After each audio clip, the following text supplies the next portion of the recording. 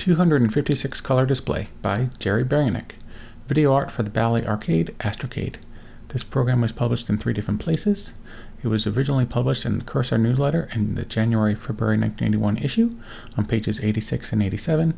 It was republished in the AstroBASIC Manual on page 94, and eventually it was written or rewritten for the Machine Language Manager cartridge on page 7-5. As I said earlier, this program was written for the Astrocade, and this is one of the rare white versions of that system. This is going to be a little unusual. Usually I show the programs as they were originally written and the order they came out, but I'm going to show this in the version that most people might be most familiar with.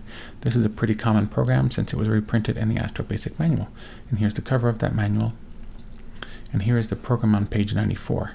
Unlike most of the other programs in the manual, you will see that this program looks a little weird. If you look at lines like 20 through 330, you will see that they are just a bunch of numbers. That's because this program was written originally in machine language. In the manual for this, doesn't say exactly how this works, but the machine language program is input into an area of RAM, and it is run from that area of RAM.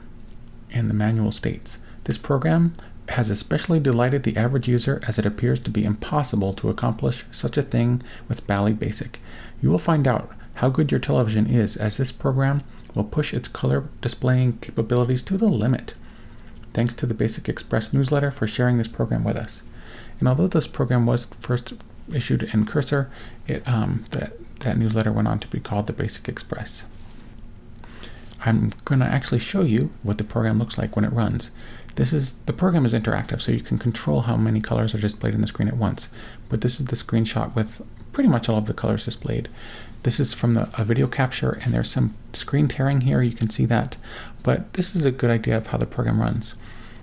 This video is going to show screen capture through my PC, but it's also going to show, with some additional commentary, the program running and is captured from my camera, my Canon camera, which does a little better job of giving you a real idea of how the program works when you're looking at it on a TV.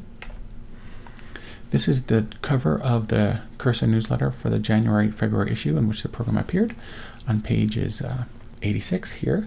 And there's here it's called Display All 256 Colors on Screen at One Time by Jerry Burianyk.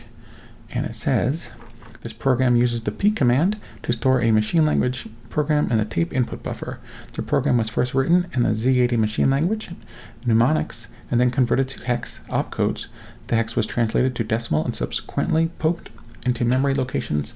We strongly suggest the use of the Cursor Group Peek and Poke manual, which is something they sold.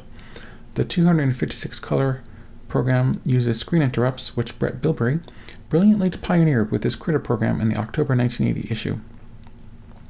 The width of the 256 color display is governed by the value of the line in 330.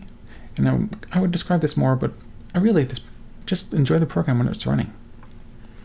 Here is the program as, so the top part is, here I'll go back one page. So the bottom right of the corner shows lines 10 through 170.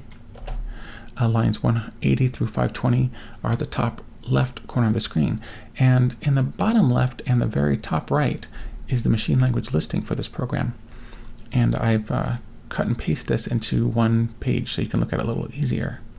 And this is the same program. This is exactly as it's printed, except I used Photoshop to show you how the program looks if you were going to look at the source code, which is given here, which is pretty nice.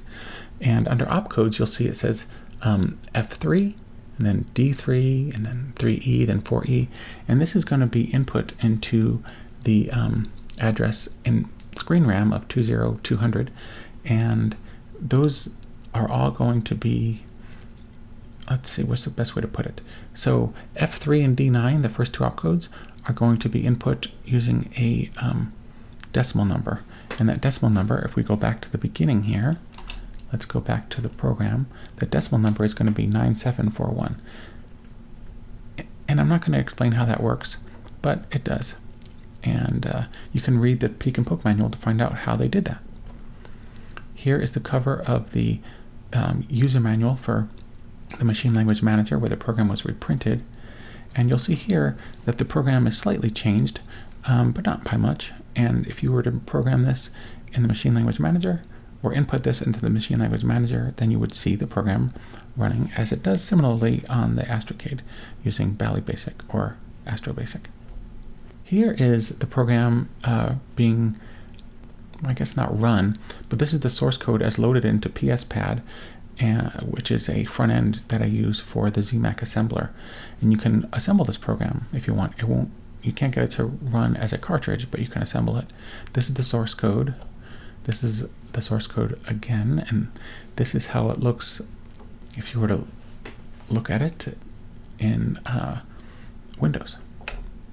And this is the assembly language listing here as output from the ZMAC assembler.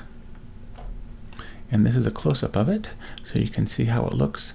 So the assembler has taken the program and assembled it, and you get something like you saw in the cursor newsletter. So if you look at line which is labeled 4EF5, you'll see that there's a F3. And I'm not going to go into detail here. If you're interested in how this works, you look at my Machine Language Manager series of 4 videos. Hopefully there'll be more in the future, and you can get a better understanding of this. That's about it. Let's jump into the program, and you're going to first see the program running as in loading as it is captured from my video card through my FrameMeister, and after that runs for a little bit. You will see it running again with additional commentary and captured from my camera. I think that actually looks a little better. And after that you will see the basic listing and then the credits. Thanks for watching.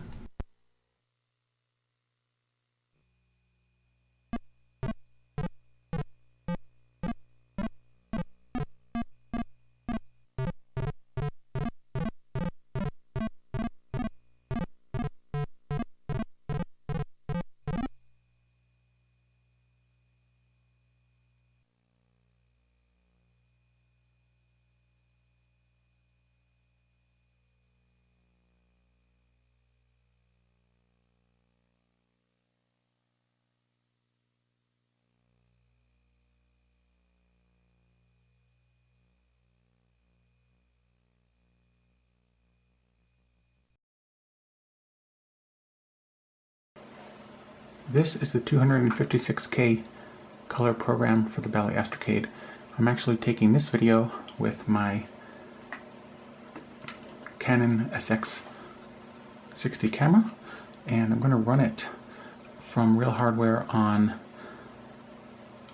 while taking a video from my camera, because you won't see as much screen tearing because it's kind of hidden in the NTSC pictures where it isn't hidden in the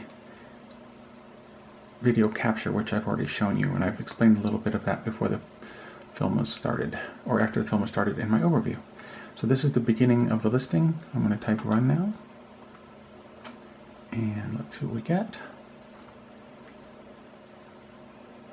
So there's my program, and the program's it's running the basic version of the program, which it doesn't need to. So the program has actually stopped running, and I can hide how much of these I'm showing on the screen, and I'm hoping this looks a little better than it did in the screen capture.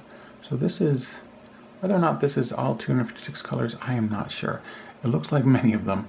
It's a good portion of them. Here's what's neat. So the program is continuing to run. I can still move this up and down. Let's say, for instance, I want to do a listing of the program. I can still do that. And it's a little slower than it normally would be because the program is running in the background. And in the Astrocade newsletter, the Arcadian, this was called foreground background processing, because you've got the basic program running in the foreground and you've got the machine language program running in the background. So you're actually using 2 tasks at once, which is pretty neat. I guess that's a sort of multitasking of sorts, or what else would you call it? So everything runs about half speed or so. Maybe the basic portion runs even a little slower. You can't see, but it is on the right side of the screen. It is listing the program, but we're hiding that. And pretty neat.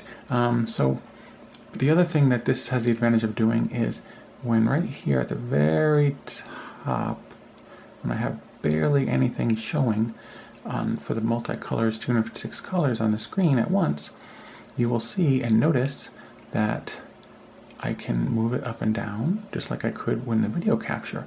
But the video capture seems to have a slight delay. Here on real hardware, I can go up and down and it captures it extremely quickly. Now I'm not sure if this is showing up as it should on the capture with my camera. I'm hoping it does. Well, that's about all I want to show. I can actually hide this now if you want to see that.